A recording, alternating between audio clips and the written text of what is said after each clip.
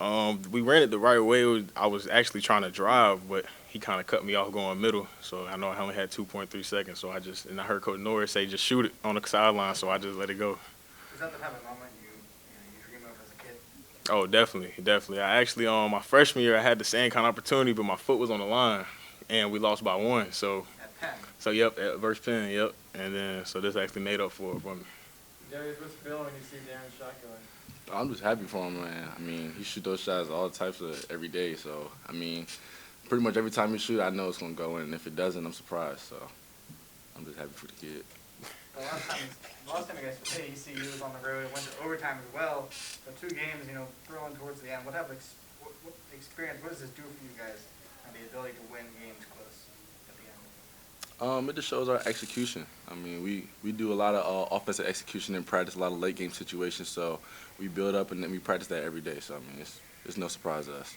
It looks like it should have been UCF ball. It looked like it was off ECU, but they kept it and said it was off UCF. But was there a chance UCF? It looks like a couple of guys might have helped tip it in. Did you kind of see on that on the time when they tied it? Do you think maybe you guys might have aided it a little bit? I'm actually the one who tipped it in. I went to go grab the ball and he just happened to like hit it right out of my hand. So, I mean, there's nothing you could do about that. It just luck was on their side that day. You were just giving Darin the opportunity to seal their game winner. Exactly. Darin, when's the last time you won a game like that?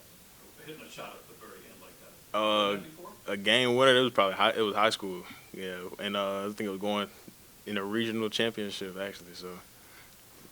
Both sides were actually getting to the foul line a lot of fouls during the game. Had a lot of guys getting foul trouble. Where you cited some of a lot of the lineup in the game here. Then also Brandon Mahan, of course, out with an injury as well. What does that say about your guys? That going deep in Jamil, time doing their part. You talked about it, Darius. You talked about execution. Darin, you talked about getting things done down the stretch. I mean, how much more does it say that you were able to still kind of keep up and hang in a battle like this with that much time being missed by starters? I feel like that shows, people that we really do have depth. I know. I feel like that game we don't win that game without Ty Freeman, just because he played big minutes, and as you see, he's real poised. He's not going to, take shots he knows that he doesn't need to take. He's going to take his mid-range, get to the basket, his open threes. And that's what we need from our guys coming off the bench like that. Well, back on Brandon and the Boo, what is the impact on your offense? How does it impact your team? You want to go? I would say it's a pretty big impact, considering he's one of the top 3 scorers on our team. So, I mean, we just got to push through and figure out other ways to score. I mean, we got to use the other guys on the team, and I think a great example is that with Ty Freeman tonight and Jamil. Both of those guys stepped up and they played big minutes and made big shots and big time plays. So, I mean, we can ask nothing more of them. Darin, how have you seen Ty improve over the season, over the course of the season, to be in the ability to get those minutes today?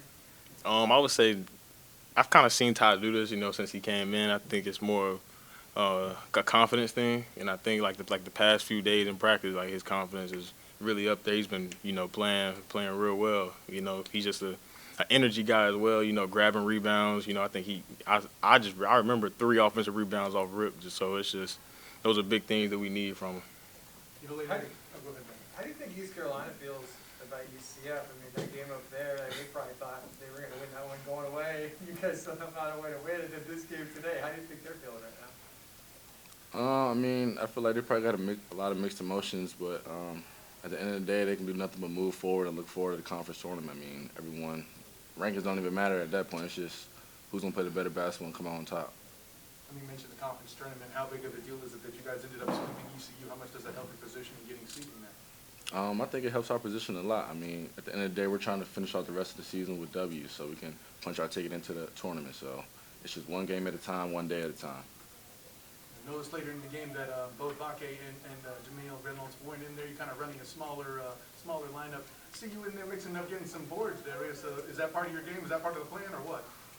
Coach has really been emphasis on boxing out. So, I mean, I'm usually the guy that's not boxing out and my man gets the rebound. So it's actually helped me a long way boxing out and just going to grab the board. So, I mean, I can do nothing more with that and just hustle.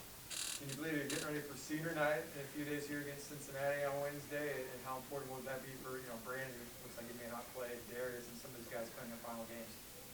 I feel like it's cool to come off a win going into that game. It's big. you know, this game was for Brandon, and it's sad that Brandon can't play on his own senior night. But we're definitely gonna try to get the win for Brandon.